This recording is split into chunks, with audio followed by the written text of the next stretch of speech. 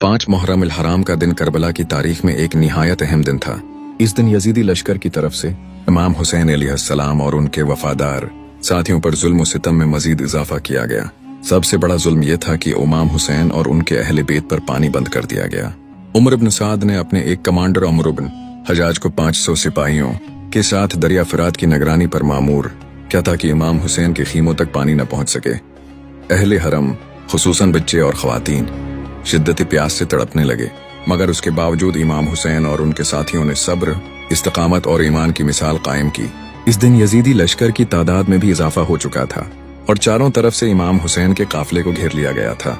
Yazid के लश्कर का दबाव बढ़ता जा रहा था, मगर इमाम हुसैन ने जुल्म के सामने झुकने से इनकार कर दिया और अपने असहाब को भी सब्र और अल्लाह पर भरोसा रखने की तलकीन फरमाई।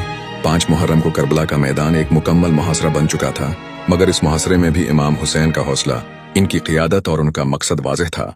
वो मकसद था दीनी इस्लाम को बचाना और बातिल के सामने सिर न झुकाना।